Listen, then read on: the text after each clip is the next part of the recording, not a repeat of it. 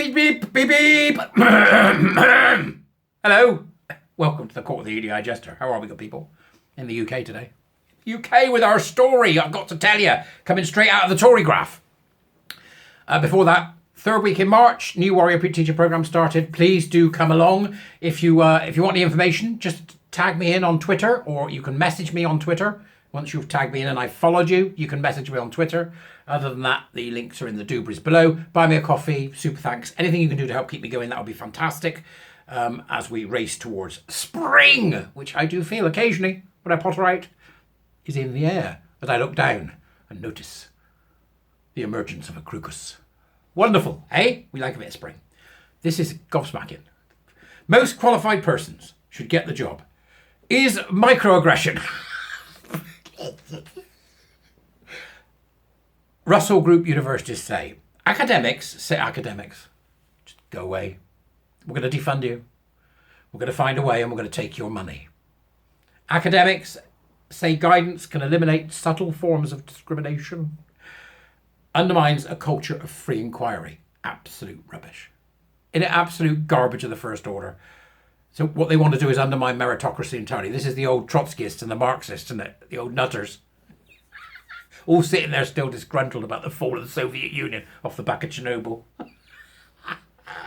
It's about time we went nuclear on their ass and start defunding their entire departments. So the only way it's going to work, you know, and it's a sad thing to say, leave STEM alone, let them get on with it, because we can clear up STEM. We can get the activists out of STEM. What's that one? Pride in STEM or whatever they're called, bunch of loons. Right? They've been up to their nonsense, but we can get STEM, we can sort out STEM if we can get rid of the rest of them. So we defund the whole lot, art, English, literature, defund all the humanities. Take the money away. Say, right, we're going to have all your money. You're all fired. Come back in 2 years when you've got a better plan. And then you start quietly building again.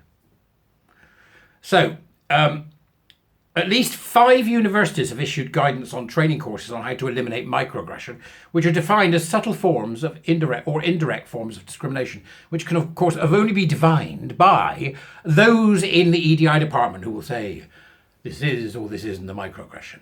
So if I say to a rabid feminist lesbian mad person who thinks that women can be men, that I imagine she was once one part of the Burn Your Bra Brigade, and when she responds and says, how do you know that? I can say, well, it's easy, with your breasts hanging like that, it's taking all the lines out your face.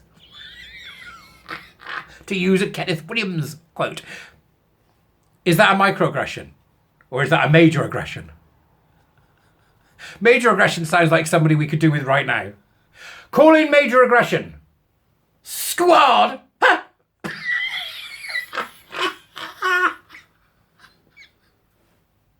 Oh, get you, love. Here we go. Remember that Monty Python thing? Genius. Genius, with the soldiers puffing it about. Right, okay. This is extraordinary. Right. Guidance from the University of Glasgow and the Engineering Department of Imperial College London states that saying the most qualified person to get the job is an example of a microaggression. So they're in the engineering department, which build our nuclear reactors, by the way, and our bridges. Yeah, and anything big that we need that's useful to get us to work. They want to undermine meritocracy in engineering. That, is it me, or is that just simply a fireable offence? You're fired. That's it. Get out. This is the problem. They can't get rid of them, see, because of this lumpen union. What's it called? University of... whatever it is. University Unions crowd. UC up yours. I don't know what they're called. Right, so you're fired. Get them out. Disaffiliate from the union. We're going to fire you. Fire them and take the hit. Keep the union busy. Get them in court. You've got nothing to lose now. Your entire edifice is crumbling because you've got nothing to lose. Might as well have a party. Glasgow's guidance, which formed part of the university's anti-racism campaign. So Glasgow's guidance, which forms part of the university's critical social justice campaign, suggests that the statement would be wrong because it asserts that race does not play a role in life's successes. It doesn't.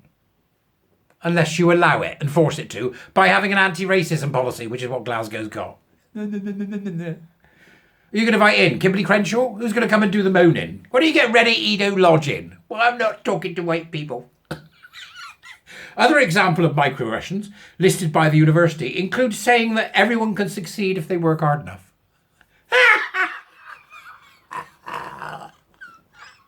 This is true. Everyone can say, so that's a microaggression now, is it? See, what they're doing here is they want to flatten everybody to the lowest common denominator. That's intellectual equity. Intellectual and educational equity. Nobody must do better than anybody else. Everybody must have equity, i.e. be equal like a flat line. And to do so, we will bring down the top because they can't and won't attempt to bring up the bottom. And what you end up with is everybody at the bottom. That's how it works. That's socialism, equity, communism, name it what you want. Here we go. Meanwhile, the University of Edinburgh, which is just as bad. What are you doing up there? Edinburgh states that microaggressions often take the form of questioning an individual's lived experience. I have no interest in an individual's lived experience. I don't care. Unless it's a good story, right? And there might be something I can learn. I certainly don't have any interest in you saying, well, this is my lived experience and therefore you have to take it into account. We're not doing that. Because experience is a terrible teacher. It's a dreadful teacher. Without feedback, experience is the worst teacher you can have. By far. Without feedback. So it's not your lived experience, it's your opinion. So you take your opinion and you throw it in the middle, like everybody else does. You throw your hat in the ring, as they say. Or if it's the 1970s, put your keys in the fruit bowl. Right? So there you go. Right? And then everybody else goes, is that you that wrote that shite? Yeah. Yes. Right, okay, what makes you think that's true? Well, it's not true, is it? And then you see that your lived experience has made you think something that's wrong. In which case you then change your mind and you move forward. But you won't do that because you're ideologically driven by critical social justice and backed by the University of Glasgow and Edinburgh. UKRI, the United Kingdom Research and Innovation people, who are now currently not even vaguely close to being that, need to stop this because we need to stop them because they're at the root of this. They're the ones that have the funding and they are completely captured. UKRI. They work with a company called Advance HE that I've got serious worries about. Newcastle University then comes into the fray. Hang on a minute, it's not just Glasgow and Edinburgh that are making arseholes of themselves. We're here too, right? Thank you, Newcastle, for bringing your voluptuous bumbies to the party.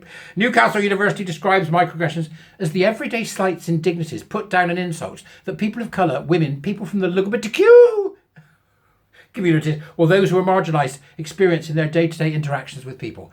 Absolute unmitigated nonsense. The hell is wrong with you? What's that? It's like somebody's come along with a dung spreader and spread dung all over the front of your house, and this person's worried about a bit of it on his shoe. It's just rubbish. They're talking rubbish.